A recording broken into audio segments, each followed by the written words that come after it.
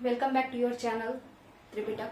हम लोग फिर स्टार्ट लेने जा रहे हैं वैदिक सभ्यता, जो हिस्ट्री का जो ये सेकंड पार्ट है, सेकंड या थर्ड पार्ट है।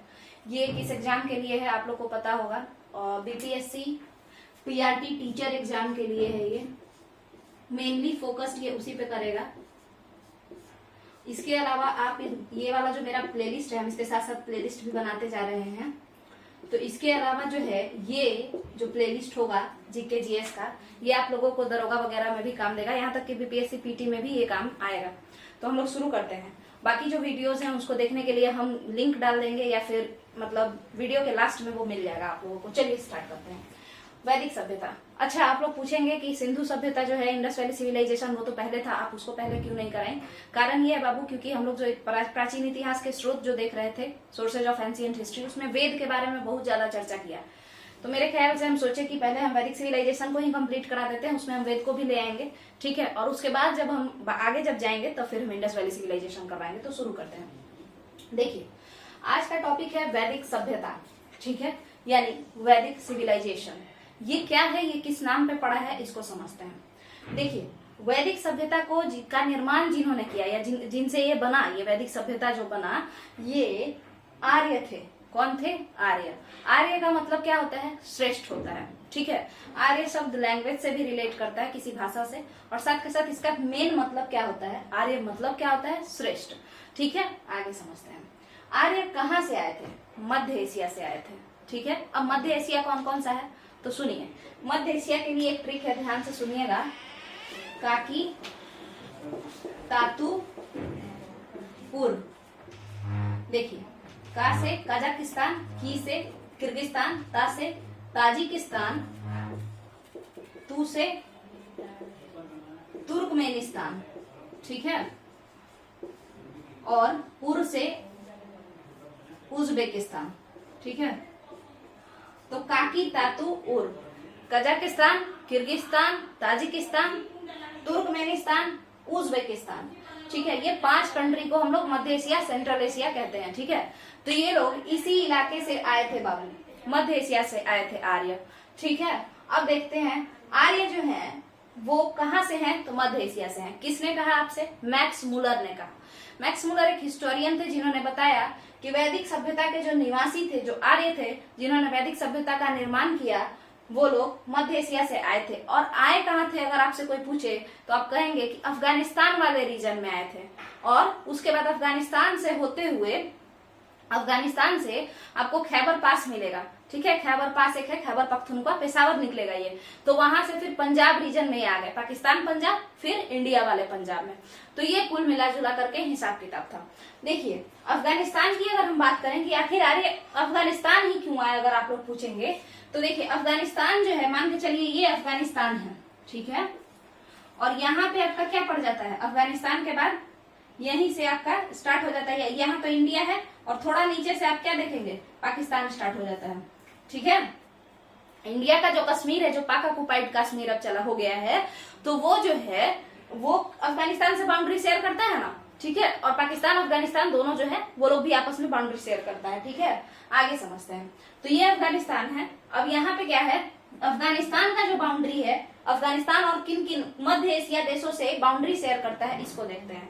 इसका एक ट्रिक है बाबू, ताऊ तुर्क, मतलब ये ताजिकिस्तान, उज्बेकिस्तान और तुर्कमेनिस्तान से बाउंड्री शेयर करता है, ठीक है। इसके जस्ट ऊपर ताऊ तुर्क बैठे हैं, ठीक है। एक ताऊ है जिनका नाम तुर्क है। अफगानिस्तान के ऊपर ताऊ तुर्क बैठे हैं, ताजिकिस्तान, उज्बेकिस्तान, तुर्कमेनिस्तान। तो देखिए, ये यही सब इलाका है ना, काकी तातूर में यही वाला इलाका है ना। तो जो मध्य एशिया का इलाका है, उसका निचला बाउंड्री, साउदर्न बाउंड्री कौन सा है? ये अफगानिस्तान है। तो साउदर्न बाउंड्री से घसक करके ये लोग नीचे आए अफगानिस्तान में, और अफगानिस्तान से खैबर पास होते हुए ये एंट्री लेते हैं पाकिस्तान में।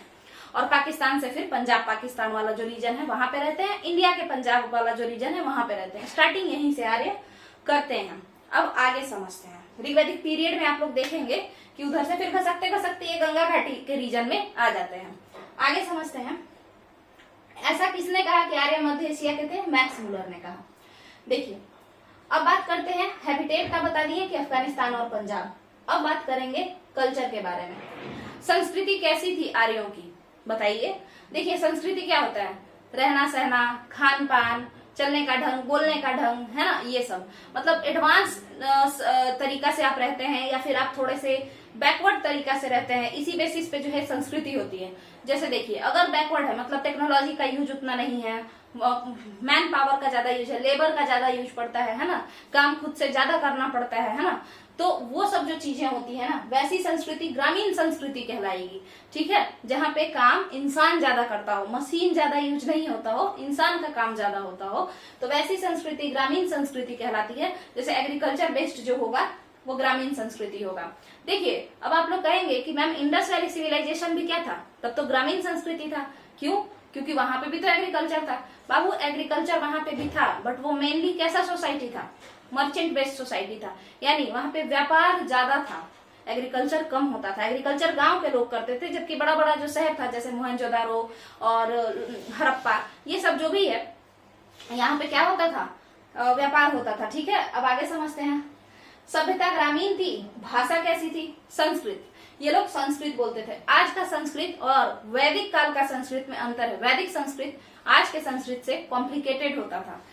अब आगे बढ़ते हैं हम लोग। तो ये पूरा हम समझा दिए हैं। अगर आप लोगों को इसको मतलब इसका स्क्रीनशॉट लेना है तो आप लोग ले लीजिए। हम लोग अब पॉलिटी के बारे में पढ़ना शुरू करेंगे कि आखिर आर्यों की राजनीति कैसी थी, क्या कोई पॉलिटिकल स्ट्रक्चर था या नहीं था, हम लोग इसको समझेंगे। तो यहाँ देखिए, हम यहाँ पे बताए हैं, यहाँ देखते हैं प्रशासनिक इकाई के बारे में, यानी एडमिनिस्ट्रेटिव यूनिट के बारे में। हमने कहा कि एडमिनिस्ट्रेटिव यूनिट, क्योंकि पॉलिटी कैसे चलेगा, राज्य व्यवस्था चलाने के लिए प्रशासन का होना जरूरी है। तो प्रशासन कैसे चलेगा, तो प्रशासन चलेगा प्रशासनिक इकाइयों के द्वारा। तो देखते हैं कि कौन कौन सा प्रशासनिक इकाई है। तो देखिए, यहाँ पे क्या है बाबू, विश्व, राज, कुल, ग्राम, ये ट्रिक है। ठीक है, विश्व, राज, कुल, ग्राम। ठीक है, विश्व मतलब राज का, विश्वराज जो है, विश्वराज एक लड़के का नाम है जिसका कुल है और ग्राम है। ठीक है, मतलब उसकी फैमिली कोई है और उसका गांव है, ऐसे याद कर लेना है। देखिए यहाँ पे क्या है, कुल से समझते हैं। कुल जो है प्रशासन की सबसे छोटी इकाई होती थी। ठीक है, कुल क्या होती थी, तो प्रशासन की सबसे छोटी इकाई होती थी। कुल परिवार को कहते थे। अभी भी हम लोग कहते हैं ना कि कुल का नाम रोशन करेगा या कुल का नाम बदनाम कर दिया तुम तो ये सब चीज जो है उसी को कुल बोला जाता है। तो फैमिली, कुल का जो हेड होता था। वैदिक सभ्यता कैसी सभ्यता थी, पितृसत्तात्मक थी, पैट्रियार्कल थी, पैट्रियार्कल सोसाइटी था वैदिक सभ्यता। तो बाबू, कुल का जो हेड होगा वो कौन होगा, क्योंकि पैट्रियार्कल सोसाइटी है तो पिता ही कुल का हेड होता था। बट उसमें पिता को कुलप कहा जाता था। पिता को क्या कहा जाता था, कुलप कहा जाता था। आगे ग्राम, कई सारे फैमिली मिलकर के गांव बन जाते थे। कई सारा फैमिली, एक घर बनाया, दो घर बनाया, चार घर बनाया, ऐसे करके कई सारा फैमिली मिलकर के गांव बन जाता था, एक गांव बस जाता था। उसको हम लोग ग्राम कहते थे। और ग्राम के जो हेड होते थे ग्रामीणी कहलाते थे। ग्राम के मुखिया क्या कहलाते थे, ग्रामीणी कहलाते थे। अगला टॉपिक देखते हैं, विश। विश समझ लीजिए एक तरीके से क्या हो जाएगा, बहुत सारा ग्राम एक जगह जब इकट्ठा हो जाएगा तो एक छोटा जिला जैसा समझ लीजिए, क्योंकि उस समय सिटी नाम का कोई चीज था ही नहीं, है ना। ज्यादातर गांव, कोई बड़ा गांव कोई छोटा गांव, बट गांव ही होता था। तो विश जो था वो जिला था। विश के अध्यक्ष को या विश के हेड को क्या कहते थे, विशपति कहते थे। चलिए, जन के हेड को, जन, अब ये पूरा जो विश है, विश वगैरह जो है ये सारा हो गया। अब क्या होगा कि ये सारे जगह पे कौन रह रहे हैं, जन रह रहे हैं, लोग रह रहे हैं, तो उसी के नाम पे जन नाम भी पड़ गया एडमिनिस्ट्रेटिव यूनिट का भी। ठीक है, तो देखिए, तो जन के नाम, जन के हेड कौन कहलाएंगे, राजन कहलाएंगे। जन के हेड कौन कहलाएंगे, राजन कहलाएंगे। और उसके बाद यही कुल मिलाकर के जो है राष्ट्र बन जाता था, मतलब ये राष्ट्र और बड़े लेवल पे। तो आप बताइए कि क्या वैदिक सभ्यता के समय राष्ट्र था, मतलब अपर वैदिक पीरियड में। अपर वैदिक पीरियड क्या होता है, तो ऋग वैदिक काल। ठीक है, ऋग वैदिक पीरियड जो आपका किस समय से था, तो 2500 से लगभग कितना था, शायद 1000 तक ना, 2500 से 1000 था, या हाँ 2500 से 1000 या 2500 से 1500 देख लीजिएगा। ठीक है, वो ऋग वैदिक पीरियड। ठीक है, तो ऋग वैदिक पीरियड में क्या है कि राष्ट्र जो था ये था नहीं था, जन के ही राजा हुआ करते थे, है ना। मतलब बहुत बड़े राजा जो होता था बाबू वो जन यानी इंसान, लोग। ठीक है, तो लोगों को कैप्चर इन द सेंस ये नहीं कि उसको पकड़ के बंदी बना के रखना, नहीं। राजा जो होता था वो जन का होता था, मतलब राजा के लोग होते थे, ठीक है, ना कि किसी इलाका का होता था, किसी राष्ट्र का होता था, ठीक है। बाद में ये राष्ट्र शब्द का कॉन्सेप्ट आया, जैसे कि भारत है और भारत के जो भी लोग होंगे वो मेरे होंगे, चाहे बाहर से आए चाहे कहीं से आए। बट ऋग्वैदिक पीरियड में जन क्या होता था, तो देखिए राजन होता था जन का हेड। अब जन मतलब क्या हम कहना चाहते हैं उसको समझते हैं। देखिए अगर हम एक ट्राइबल इलाके में रहते हैं, हम आदिवासी सरदार हैं, ठीक है, तो मेरे जो लोग हैं उनको हम साथ लेकर के अमेरिका चले जाए ना, तो भी हम वहां उनके हेड कहलाएंगे। तो राजन ऐसा ही होता था, ठीक है। राजन कौन होता था, अपने लोगों का हेड होता था, जन का हेड होता था, किसी टेरिटरी किसी क्षेत्र का हेड नहीं होता था, किसी कुछ लोगों का हेड होता था। यही अंतर है राजन में और महाराज में। राष्ट्र का हेड महाराज होता था, राष्ट्र एक एरिया था, क्षेत्र, वहां पे जो भी लोग आएगा उसका हेड वो राजा कहलाएगा, महाराजा या राजा। मगर राजन जो होता है वो कौन होता है, तो राजन जन का हेड होता है, एक तरीके से समझ लीजिए आदिवासी सरदार की तरह। वो जहां भी जाएगा, अगर संथाली सरदार है, संथाली सरदार जहां जाएगा उसके पीछे पीछे उसके सारे लोग चले जाएंगे, ठीक है, और सारे लोगों का हेड वो वहां पे भी कहलाएगा, चाहे वो झारखंड में रहे या फिर वो बिहार आ जाए, है ना। देखिए पहले के जमाना में क्या होता था, लोग काम से निकलते थे, जैसे ग्रुप निकलता था, ट्राइबल किन यानी पूरा वंश पूरा खानदान निकल रहा है, ठीक है, किनशिप उसको कहते हैं, ठीक है।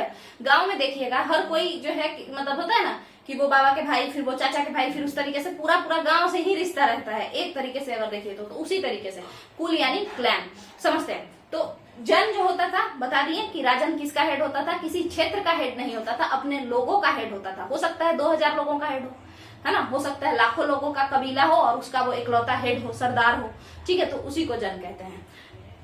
ऋग्वैदिक पीरियड में जो राजा होता था यानी कि राजन, है ना, तो उस समय तक जो 4 ही इकाई थे, कुल, ग्राम, विस, जन। बट लेटर वैदिक पीरियड जब आता है यानी उत्तर वैदिक काल जब आता है बाबू, तो फिर ये राष्ट्र यानी देश जैसा कुछ कॉन्सेप्ट आता है, जिसमें कि एक क्षेत्र होगा और वहां रहते हुए जितने भी लोग होंगे सारे के सारे क्या कहलाएंगे, तो सारे के सारे ही उस राजा के अधीन रहेंगे। कोई भी लोग बाहर से भी आएगा तो उस राजा के ही अधीन रहेगा। अभी जैसे अभी देश है, तो देश में अभी क्या है, नरेंद्र मोदी का ही और द्रौपदी मुर्मू का ही जो है सारा है। अब कोई भी बाहर से आएगा तो उसको द्रौपदी मुर्मू से परमिशन लेना पड़ेगा। अब आपको पता ही होगा रियल हेड और डिफेक्टो और डिज्योरे हेड क्या होता है, अगर नहीं पता है तो हम आगे पॉलिटी के लेक्चर में इसको भी समझाएंगे, ठीक है। तो राष्ट्र और ये हो गया। ऋग्वैदिक पीरियड का थोड़ा सा हम लोग स्ट्रक्चर समझने का कोशिश करेंगे कि राजा किसको कहते थे, कौन बनता था राजा। क्या राजा जो होता था ऋग्वैदिक पीरियड में, क्या उसके पास बहुत सारा पैसा, महल, कैपिटल, ये सब, कैपिटल यानी राजधानी, ये सब होता था क्या? नहीं होता था। देखिए राजा जो था बाबू, उसके लिए क्या था, बहुत छोटा सा बात है, ध्यान से सुनिएगा, कि जो राजा होता था ना, वो लोग अचानक से, जैसे वॉर जब होता है ना, युद्ध, तो युद्ध के समय केवल एक सबसे काबिल इंसान को इलेक्ट कर लिया जाता था कि तुम मेरे आज के लिए राजा हो। कब तक के लिए? जब तक युद्ध हो रहा है, ठीक है। और उसके बाद जब युद्ध जीत जाता था तो आपस में जितना भी सामान होता था ये लोग बांट लेता था, कुछ पंडित को दे देता था, कुछ फीस्ट करता था, भोजन, है ना, कम्युनल फीस्ट होता था, मतलब सारे लोग एक साथ मिल करके, एक कबीले के सारे लोग एक साथ मिल करके भोजन करते थे, जितना भी सामान लेकर के आए हैं उससे खरीद के। और मेनली उस समय किस चीज को, मतलब सामान इन द सेंस, जैसे गाय वहां से कैप्चर करके लाए तो गाय का दूध से कुछ बना लिए, ये सब सारी चीजों को हम लोग मिल बांट के खा लेते थे उस जमाने में, ठीक है। और कुछ दान स्तुति के तौर पर, यानी कुछ पंडितों को दान में दे देते थे, ठीक है। यहाँ तक का क्लियर। और उसके बाद वो राजा नहीं रहेगा, उसके बाद आप अपना काम कीजिए, हम अपना काम करते हैं। बट फिर भी जब भी युद्ध होगा तो किसी एक सबसे काबिल इंसान को राजा डिक्लेयर किया जाएगा।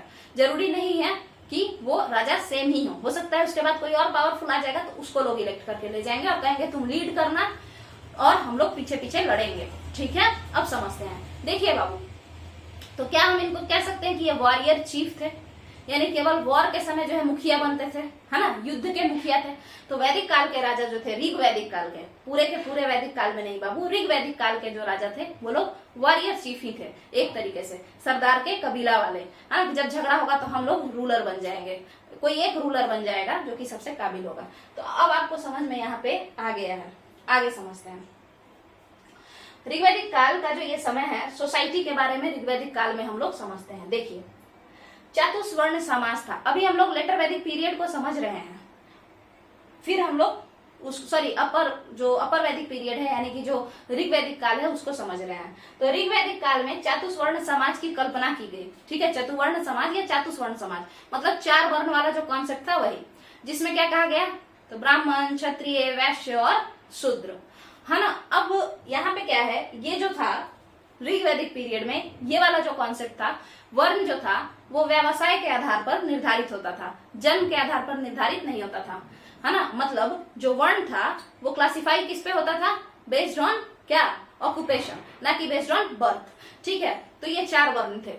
अब किसको हम लोग क्या कहते थे, तो सुनिएगा, ब्राह्मण जो होता था, जो पढ़ाता लिखाता था, हम उन्हें ब्राह्मण कहते थे। जो पूजा करवाता था, हम उन्हें ब्राह्मण कहते थे। अब वो किसी का भी बच्चा हो सकता है कि कोई इंसान जो मोची है, जो जूता बनाता है, उसका लड़का पढ़ लिया वेद और उसके बाद वो पंडित बन जाता है, तो उसको पंडित कहा जाता था। कब, ऋग्वैदिक पीरियड में, मतलब अपर वैदिक पीरियड में, मतलब, है ना। आगे समझते हैं। इसके बाद अगर हम बताते हैं क्या, कि उसी तरीके से हम एक चीज बताना चाहेंगे कि क्षत्रिय किसको कहते थे। तो क्षत्रिय भी हम लोग, जो लोग युद्ध करता था, जो लोगों को प्रोटेक्ट करता था, उसको कहते थे।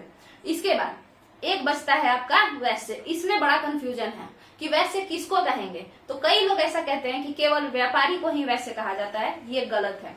व्यापारियों को वैश्य कहा जाता था, इसके साथ साथ किसानों को, पशुपालकों को भी वैश्य कहा जाता था। ठीक है, और आर्टिसंस को भी, शिल्पकारों को भी कहीं ना कहीं कभी कभी वैसे कहा जाता है। अदरवाइज जो छोटे छोटे शिल्पकार होते हैं या जो कम्मकार होते हैं, कम्मकार जैसे जो लैंडलेस फार्मर होते हैं, जैसे बटाई पे कोई बड़ा जमींदार दे दिया है उसको, बट उसका खुद का जमीन नहीं है, वहां पे वो फार्मिंग कर रहा है, तो हम उसे कम्मकार कहते हैं। तो कम्मकार, छोटे छोटे शिल्पकार, ये लोग जो लोग थे, और बाकी जितने भी और भी जो छोटा मोटा काम करते थे, वो सारे शूद्र कहलाते थे। शूद्रों का जो है एक चीज था कि शूद्र का आखिर किस आधार पे हम शूद्र को बांटते थे, है ना, ऑक्यूपेशन के बेसिस पे। क्या शूद्र कौन था, तो जो तीनों लोगों का सेवा करता था वही शूद्र कहलाता था, है ना। तो सेवा से शूद्र याद रख लीजिएगा। कौन से 3 लोग, ब्राह्मण, क्षत्रिय, वैश्य। तो ऋग्वैदिक सोसाइटी आप लोगों को क्लियर हो गया होगा कि ऋग्वैदिक सोसाइटी में जो ये चातुर्वर्ण समाज था ये कैसा था। जब हमने देखा उत्तर वैदिक काल आता है, जो कि 1000 से 600 ईसा पूर्व ऐसे चलता है शायद, आगे समझते हैं। तो जब उत्तर वैदिक काल यानी कि लेटर वैदिक पीरियड आता है, तो उस समय हम लोग क्या देखते हैं कि राजा जो है वो क्या हो गया है, अपने आप को मतलब इलेक्ट एक तरीके से खुद ही डिक्लेयर कर दिया है, हायरार्कियल बना दिया है। ठीक है, हायरार्कियल मतलब उसका लड़का ही अब राजा बनेगा। ठीक है, उसके बाद धीरे धीरे यहाँ पे हम लोग देखते क्या है कि राजा यज्ञ कराना शुरू कर देता है। लेटर वैदिक पीरियड आने पे राजा यज्ञ कराना शुरू कर देता है, झूठा मूठा कर्मकांड बनाना शुरू कर देता है। अश्वमेध यज्ञ कराएगा, अश्वमेध यज्ञ से जमीन को हड़पना शुरू कर देता है। ठीक है ना, अश्वमेध यज्ञ से क्या करना शुरू कर देता है, जमीन को हड़पना शुरू कर देता है। ठीक है, और उसके बाद जमीन हड़पे, तो जमीन हड़पने के बाद एग्रीकल्चर से बोलता है कि अब सिर्फ और सिर्फ गिफ्ट लेकर के ही नहीं आना, है ना, और भी सामान लाना। समझ में आया। हाँ, उस तरीके से जैसे राजा पहले अश्वमेध यज्ञ किया ना, तो लोग गिफ्ट लेकर के आते थे, जो लोग अश्वमेध यज्ञ में पार्टिसिपेट किए वो लोग। उसके अलावा मान के चलिए कि कोई किसान है, तो उसको बोलता था कि तुम क्या लाओगे, तो तुम अपने जो तुम्हारा खेती है उसका अनाज लेते आना, 1/6 यानी 16 से 17%। उसी तरीके से कोई शिल्पकार है तो उसको कहता था कि तुम क्या लाओगे, तो मेरे यहाँ आकर के मेरा महल थोड़ा सा, मेरे महल में रोज मतलब महीना में 1 दिन काम कर लेना, यही तुम्हारा टैक्स होगा। ठीक है, ऐसे कर करके तो गिफ्ट वगैरह जो है, खास करके जिस समय अश्वमेध यज्ञ होता था उस समय में पहले गिफ्ट लेना शुरू किया गया। लेटर वैदिक पीरियड जब स्टार्ट हुआ आज से मतलब 1000 ईसा पूर्व से 600 ईसा पूर्व में, तो जब 1000 ईसा पूर्व से 900 ईसा पूर्व का समय था ना, तो उस समय लोग गिफ्ट लेना शुरू किए। राजा लोग अश्वमेध यज्ञ कराएंगे, सबको बुलाएंगे, सबसे गिफ्ट लेंगे, इससे मेरा प्रोस्पेरिटी बढ़ेगा और नाम भी रोशन होगा, पावरफुल कहलाएंगे हम। बट उसके बाद हम लोग देखते हैं कि अब राजा, पहले हमने बताया था कि आर्मी की जरूरत कब होती थी, जब झगड़ा होगा तब आर्मी अपने आप बनेगा, मगर अब तो राजा अपने आप को कह दिया कि हम ही सर्वश्रेष्ठ हैं, हो या ना हो, तो तो फिर क्या होगा, उसको अपना आर्मी रखना पड़ेगा। तो जब उत्तर वैदिक काल धीरे धीरे अपने मतलब कब 1000 से 600 ईसा पूर्व तक था ना, जब ये और आगे आया, जैसे 800 ईसा पूर्व के समय जब बात आई, तो उस समय हम लोगों ने क्या देखा कि राजा परमानेंट आर्मी रखने लगा। ठीक है, तो राजा कैसा आर्मी रखने लगा, परमानेंट आर्मी, हमेशा आर्मी रहता था, उसको वो पेमेंट भी करता था और बड़ा बड़ा किला बनवाने लगा। ठीक है, उत्तर वैदिक काल में बड़े बड़े किले बनने लगे। किले क्या होते हैं बाबू, तो अपने कैपिटल, अपने राजधानी के चारों तरफ अगर हम लोग चार दीवारी बनवा लेते हैं, ऊंचा ऊंचा लंबा लंबा चार दीवारी बनवा लेते हैं, तो हम इसे किला कहते हैं। ठीक है, दुर्ग कहते हैं, फोर्ट, किला, कुछ भी कह लीजिए। आगे समझते हैं। तो ये जो फोर्ट था ये किस किस चीज का बना होता था, तो लकड़ी का भी कुछ लोग बनवाते थे, कुछ ईंट का बनवाते थे, तो कुछ पत्थर का बनवाते थे।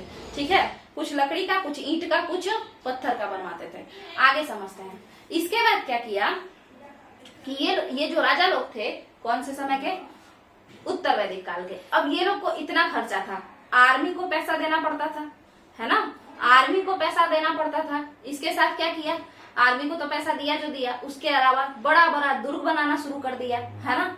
तो बताइए कि कोई बड़ा बड़ा दुर्ग अगर बनाएगा तो फिर उसके पास पैसा तो चाहिए ना उसको करने के लिए, इसीलिए ये लोग टैक्सेशन सिस्टम को बढ़ाने लगे।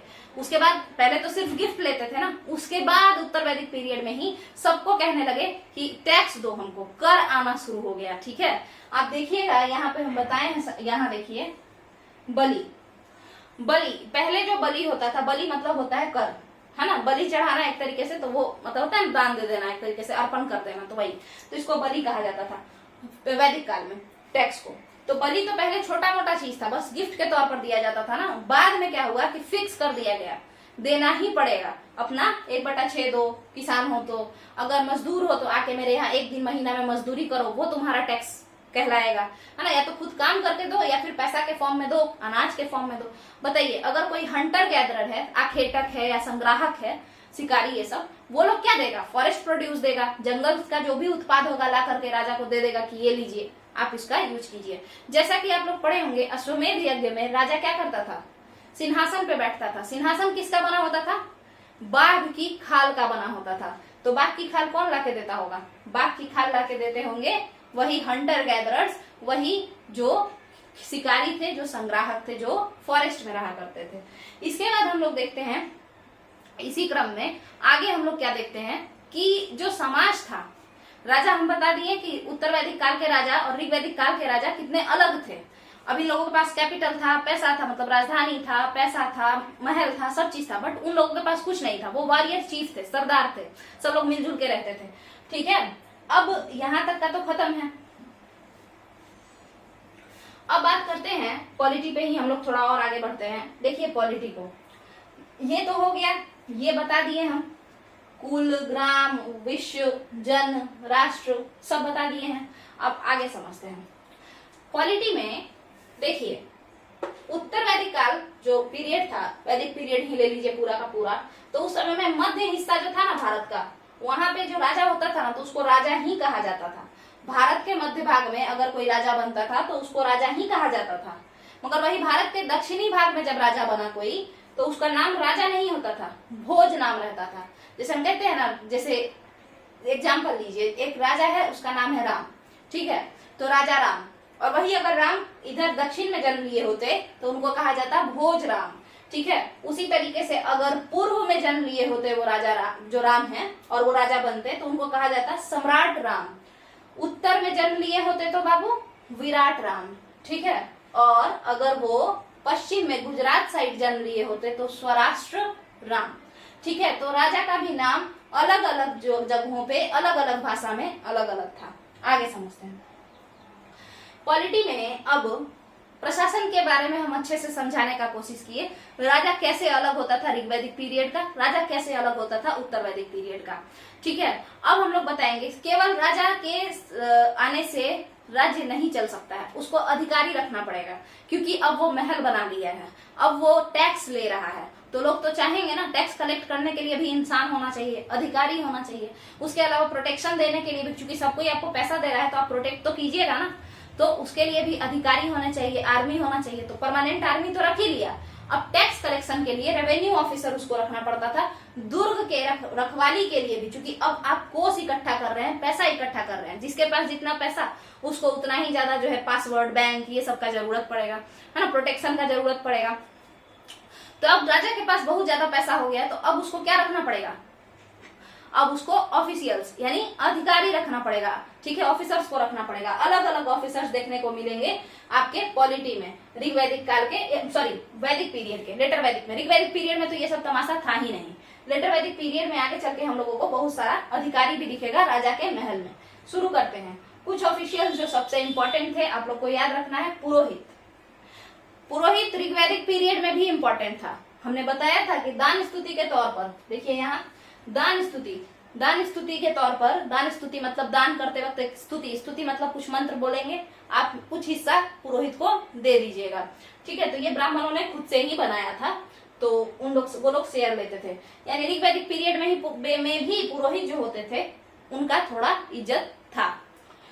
मगर ये बात और है कि ऋग्वैदिक पीरियड वाले पुरोहित जन्म से पुरोहित नहीं होते थे, कर्म से होते थे। जिनको भी वेद का ज्ञान होगा वो पुरोहित कहे जाते थे। आगे समझते हैं अधिकारियों के बारे में। तो मेन अधिकारी उत्तर वैदिक पीरियड में कौन था? पुरोहित था। राजा तो था ही, राजा तो राजा है, उसके अलावा उसका मेन अधिकारी कौन होगा? पुरोहित। और उसके बाद सेनानी। सेनानी क्या होता है बाबू? आर्मी चीफ सुने हैं? तो उसी तरीके से जैसे मीर जाफर था बक्सर के युद्ध में जो धोखा दिया था, आर्मी चीफ है ना, तो वही ये सेनानी, ये दो लोग मेन होते थे। इसके अलावा कौन होता था? रत्नी। रत्नी कौन होते थे? तो रत्नी ये वो लोग थे जैसे कोई चैरियटर, जो चैरियट चलाता है वो, उस मतलब रथकार है ना, और बाकी लोग, ठीक है, रथकार वगैरह जो होता है, सूत्रकार, रथकार है ना, ये सब लोग। पूरक कौन होता था? पूरक। तो पूरे के पूरे राज्य को प्रोटेक्ट करने का जिम्मा जिसको दिया जाता था उसको हम लोग पूरक कहते थे। पूरे के पूरे राज्य को कौन प्रोटेक्ट करता था? वो चार दीवारी दुर्ग, और उसका दुर्गपति जो होता था उसी को हम लोग क्या कहते थे? पूरक, जो पूरे के पूरे राज्य को प्रोटेक्ट करने के लिए रहता था। आगे समझते हैं वाजपति। वाजपति जो होता था बाबू, वो गोचर भूमि को प्रोटेक्ट करता था। गोचर भूमि क्या होता है? तो गाय, वहां पे ऋग्वैदिक पीरियड में गाय का बड़ा महत्व था। ऋग्वैदिक मतलब पूरे के पूरे वैदिक पीरियड में ही गाय को अधन्य कहा जाता था। गाय के लिए अधन्य शब्द का प्रयोग किया जाता था, मतलब जिसका वध नहीं किया जा सकता है, जो अबाध्य है, ठीक है। इतना ज्यादा इंपॉर्टेंट था गाय। यहाँ तक कि गाय मारने पर देशद्रोह, मृत्युदंड, ये सब का भी बात किया जाता था वैदिक काल में। आगे समझते हैं वाजपति। वाजपति क्या होता है? तो वही गोचर भूमि। गोचर भूमि जो होता है जहाँ पे गाय चारा चरती है, वो भूमि का जो रखवाला था, जो हेड था, उसको हम लोग वाजपति कहते थे। एक नाम आता है स्पस। स्पस भी एक बहुत ही इंपॉर्टेंट अधिकारी होता था आपके ऋग्वैदिक पीरियड, सॉरी पूरा का वैदिक पीरियड, क्योंकि ऋग्वैदिक काल में तो बाबू राजा ही नहीं था, तो अधिकारी क्यों रखेगा? बस युद्ध करते वक्त एक इंसान जो सबसे काबिल होता था उसको राजा डिक्लेयर कर दिया जाता था, है ना, वो वॉरियर चीफ के जैसा था, मतलब युद्ध के हेड जैसा, युद्ध मुखिया टाइप। चलिए, स्पस कौन होता था? उत्तर वैदिक काल में जब राजा वगैरह बन गया तो कौन कितना टैक्स दे रहा है, कोई राजा के खिलाफ तो कोई चर्चा नहीं कर रहा है, या अधिकारी कहीं चोरी तो नहीं कर रहे हैं टैक्स में से ही, इसके लिए एक अधिकारी बनता है स्पस। स्पस जो होता है वो चुपचाप से जा करके बात सुनता था, घूम घूम करके, और वो राजा का गुप्तचर होता था, वो आकर के बता देता था। तो इस तरीके से जो ऋग्वैदिक काल, पूरा का पूरा वैदिक पीरियड हम बोलना चाह रहे हैं, जो वैदिक पीरियड में जो पॉलिटी था वो कंप्लीट होता है, ठीक है। वैदिक पीरियड का जो पॉलिटी था जिसमें हमने क्या क्या देखा, तो देख लीजिए। हमने देखा प्रशासनिक इकाई। वैदिक पीरियड के पॉलिटी में हमने देखा प्रशासनिक इकाई 5 है, कुल, ग्राम, विश्व, जन, राष्ट्र। हमने बताया कि उत्तर वैदिक काल के राजा और ऋग्वैदिक काल के राजा में क्या अंतर था, वो लोग एक समान थे या अलग टाइप के राजा थे। तो हम उसको मतलब अगर आप लोग अच्छे से नहीं सुने हैं तो फिर से सुनिएगा, आपको पता चलेगा। इसके बाद हमने बताया क्या, चतुष्वर्ण समाज के बारे में भी हमने बात किया, और पैट्रियार्कल सोसाइटी के बारे में भी बात किया। क्यों बताए थे हम? क्योंकि कुल का हेड कुलप था, कुलप यानी पिता। क्यों, ऐसा क्यों था? माता क्यों नहीं थी? क्योंकि सोसाइटी कैसी थी? पैट्रियार्कल थी, यानी पितृसत्तात्मक समाज था। आगे समझते हैं। इसके बाद हमने बताया पॉलिटी में कि मतलब सिविक्स में कि कैसा उसका राजनीतिक इतिहास था वैदिक काल का, कि राजा को अलग अलग जगहों पे क्या कहा जाता था। उत्तर वैदिक काल के समय जो राजा हुए उन लोगों को अलग अलग जगहों पे क्या कहा जाता था, ठीक है। उसके बाद अगर राजा के पास महल वगैरह हो जाएगा, पैसा एक जगह रहेगा, तो उसको क्या चाहिए? टैक्स कलेक्ट करने के लिए भी अधिकारी चाहिए, प्रोटेक्ट करने के लिए भी अधिकारी और आर्मी चाहिए। तो कुछ अधिकारियों को रखा गया, जैसे अधिकारी थे पुरोहित, सेनानी, रत्नी, पूरक यानी दुर्गपति, वाजपति यानी जो गोचर भूमि के रखवाले होते थे, है ना, उन्हीं को हम लोग वाजपति कहते हैं। स्पस यानी बाबू, स्पस मतलब क्या होगा स्पष्ट मतलब? तो स्पष्ट का मतलब है गुप्तचर। इसके अलावा एक और बहुत इंपॉर्टेंट अधिकारी है, उसका नाम होता था उग्र। उसका नाम क्या होता था? उग्र होता था, उग्र। ठीक है, उग्र नाम से ही लग रहा है ये पुलिस होता था। कोई भी अपराधी अगर अपराध करता था ऋग्वैदिक काल में, वैदिक पीरियड में, लेटर वैदिक में, क्योंकि ऑफिसर्स जो है वो ऋग्वैदिक पीरियड में थे ही नहीं। ठीक है, तो कोई भी अपराधी अगर अपराध करता था तो उग्र उसको पकड़ करके लाता था। एक तरीके से समझ लीजिए दरोगा, है ना, ऐसा था ये। अब दंड, तो यहाँ से अगर बात करें कि जुडिशियल सिस्टम जो था लेटर वैदिक पीरियड में वो कैसा था, तो उग्र पकड़ के लाता था, है ना। इसके बाद हम देखते थे पनिशमेंट कौन देगा? पुरोहित से पूछेगा, तो वो भी एक तरीके से क्या हो जाएगा, मतलब जज टाइप का बिहेव करेगा। जज टाइप का बिहेव करेगा मतलब एक्सप्लेन करेगा, है ना, वकील टाइप का कह लीजिए। पुरोहित खुद से सजा नहीं दे सकता है, पुरोहित बताएगा राजा को कि देखिए ये गलत है, गाय मारना गलत है। उग्र पकड़ के लाएगा, कोई गाय मार देगा तो उसके बाद पुरोहित बोलेगा गाय मारना गलत है, इसके लिए ये सजा है, तो राजा वही सजा उसको दे देगा। तो मेन जो जज था वो कौन था? चीफ जस्टिस टाइप का वो राजा होता था। कब? उत्तर वैदिक काल में। और कहीं भी आप मोनार्की देखेंगे यानी राजतंत्र, तो हेड कौन होगा? जुडिशियरी का राजा ही होगा। तो पॉलिटी का जो है आप लोग का जो ऋग्वैदिक काल का पूरा वैदिक पीरियड का जो पॉलिटी है, जिसमें क्या क्या अंतर था उस राजा का, मतलब ऋग्वैदिक काल के राजा का उत्तर वैदिक काल के राजा से क्या अंतर था, कैसे वो लोग डिफरेंट थे, उत्तर वैदिक लेटर वैदिक पीरियड के राजा अपर वैदिक पीरियड के राजा से कैसे डिफरेंट था, हम यहाँ पे पॉलिटी में बहुत अच्छे से समझाए हैं। आप लोग इसको देखिएगा। आर्य कहाँ से आए थे वो भी बताए हैं, कल्चर के बारे में भी हम थोड़ा बात किए हैं। अब बचा है इकोनॉमी और थोड़ा बहुत जो है सोसाइटी। तो मेरे हिसाब से हम लोग सोसाइटी कंप्लीट कर लेते हैं, इसके बाद फिर हम लोग इकोनॉमी को अगले वीडियो में देखेंगे, क्योंकि वीडियो बड़ा हो जाएगा। फिर देखिए, सोसाइटी में हम बता दिए चतुस्वर्ण समाज। तो ऋग्वैदिक पीरियड का जो चतुस्वर्ण समाज था वो वर्ण व्यवस्था कैसा था? जॉब के आधार पे था, व्यवसाय के आधार पर, ऑक्यूपेशन के आधार पर। ऑक्यूपेशन में राजा कौन होता है? क्षत्रिय और पुरोहित सभी जानते हैं। बट वैश्य कौन होता है? तो कई लोग कहते हैं कि केवल व्यापारी ही वैश्य होता है, ये गलत है। किसान, पशुचारक, ये सारे के सारे किसान, पशुचारक को हर्डर बोलते हैं, इंग्लिश में हर्डर्स बोलते हैं। तो हर्डर्स जो थे उन सारे के सारे को हम लोग क्या कहते थे लेटर वैदिक पीरियड में या वैदिक पीरियड में भी, जब ऑक्यूपेशनल था ऋग्वैदिक पीरियड में, जब व्यवसाय ही मुख्य आधार था वर्ण का, तो पशुचारक को भी यानी हर्डर को, किसान यानी फार्मर को हम लोग वैश्य में रखते थे, और बिजनेसमैन को भी हम लोग वैश्य में रखते थे। बट वही हंटर गैदरर यानी आखेटक और संग्राहक, है ना, शिकारी और संग्राहक, इसके अलावा जो झूम कल्टीवेशन करने वाले बंजारा टाइप के लोग, इन सबको हम लोग शूद्र में रखते थे। चांडाल एक अलग ही कम्युनिटी होता था जो लाश जलाया करता था। तो ये सारी चीजें थी, ठीक है, चतुस्वर्ण समाज में।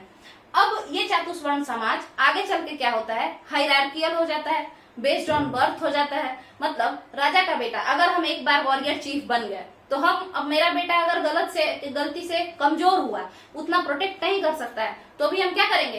हायरार्कियल कर देंगे, मतलब जन्मना कर देंगे, और उसके बाद ऐसा कर देंगे कि राजा का बेटा ही राजा बनेगा अगला। ठीक है, तो ये लेटर वैदिक पीरियड में हुआ। तो लेटर वैदिक पीरियड में ऐसा देखने को मिलता है। इसके बाद हम लोग देखते हैं कि क्या ऋग्वैदिक पीरियड में लड़कियां पढ़ा करती थी? तो पढ़ा करती थी। उस समय लड़कियों को इतनी आजादी थी कि आप पढ़ सकती हैं। विदुषी थी, कौन कौन विदुषी मतलब बहुत बड़ी विद्वान?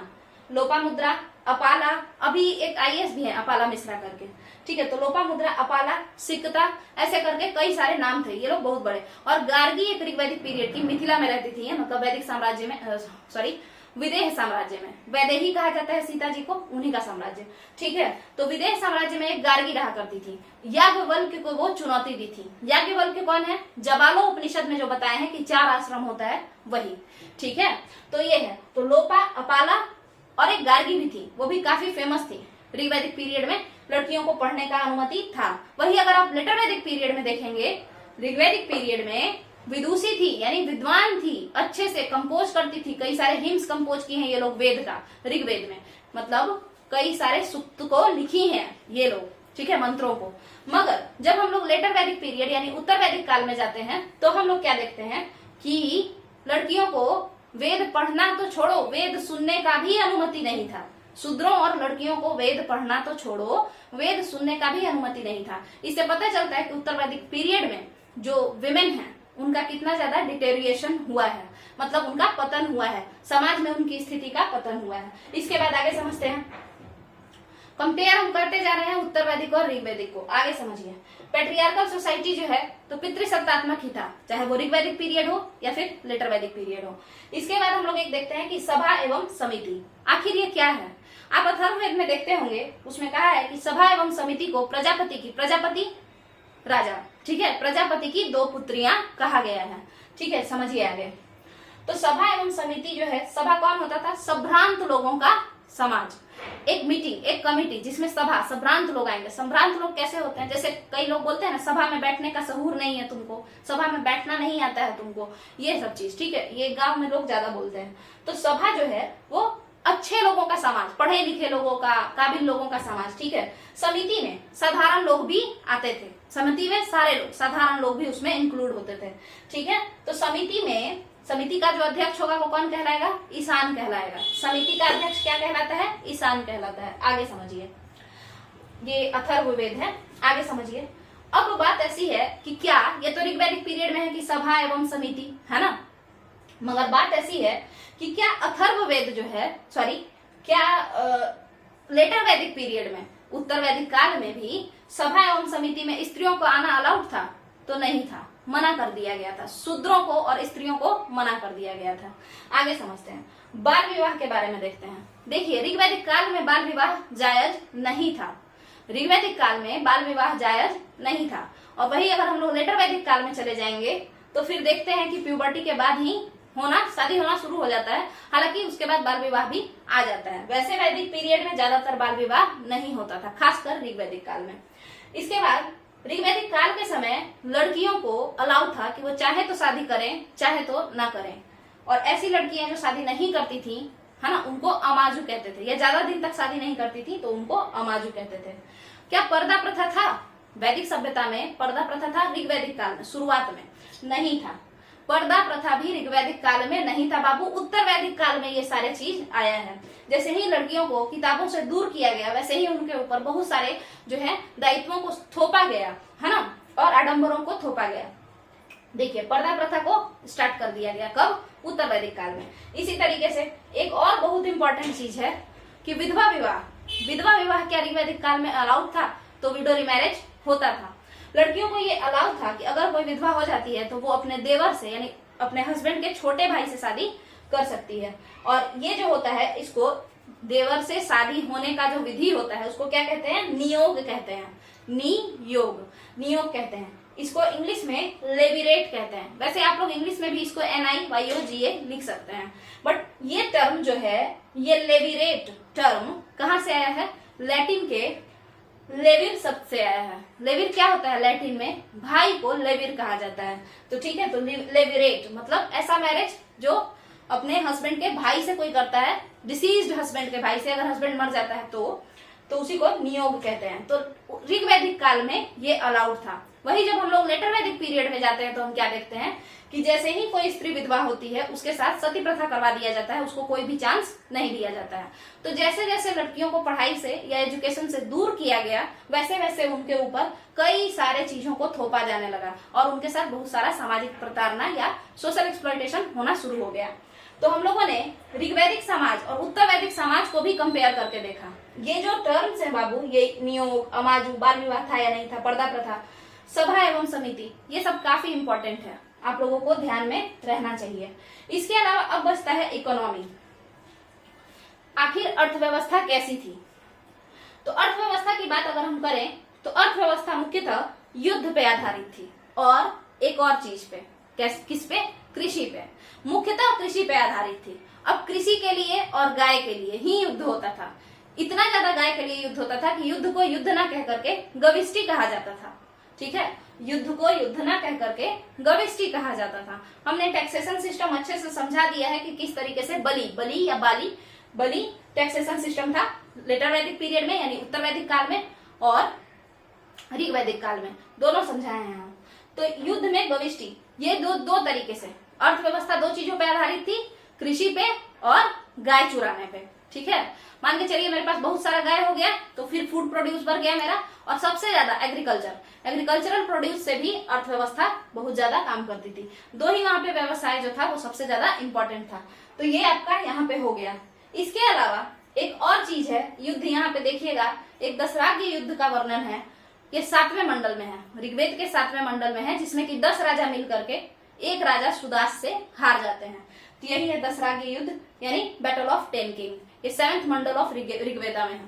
अब आगे समझते हैं, ये इतना हम कंप्लीट कर चुके हैं, है ना। अब आप लोग इसको अगर देखना चाहें, इसका स्क्रीनशॉट लेना चाहें तो ले सकते हैं। मेरे हिसाब से हम अच्छे से वैदिक पीरियड को समझाने का कोशिश किए हैं। आगे हम इसको कंपेयर भी कर देंगे, सिंधु सभ्यता वगैरह जब हम पढ़ाएंगे तो कंपेयर भी करेंगे। और ऋग्वेद, सामवेद, अथर्ववेद, यजुर्वेद, ये जो वैदिक संहिता है, वैदिक साहित्य कह लीजिए, लिटरेचर, हम इसको अलग से क्लास में समझाएंगे। तो मेरे हिसाब से ये जो पूरा टॉपिक है ये अब कंप्लीट होता है। तो आप लोग को अगर अच्छा लगा होगा तो आप लोग बताइएगा। इसके अलावा कोई भी दिक्कत हो, जैसे अगर स्क्रीन में प्रॉब्लम आ रहा हो, है ना, या कोई भी दिक्कत हो, तो आप, जैसे होता है ना लाइट का प्रॉब्लम हो, ऐसा कुछ भी, या आवाज का प्रॉब्लम हो, तो आप लोग नीचे कमेंट में जरूर बताइएगा। तो और इसी तरीके से हम ये पूरा जो बीपीएससी का जो सिलेबस है, बीपीएससी पीआरटी टीचर एग्जाम का जो सिलेबस है, हम कंप्लीट कराते चले जाएंगे।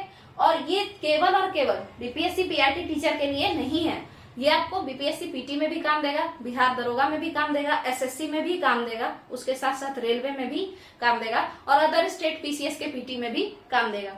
ठीक है, और अब यहाँ पे हम लोग इसको खत्म करते हैं। चलिए, थैंक यू।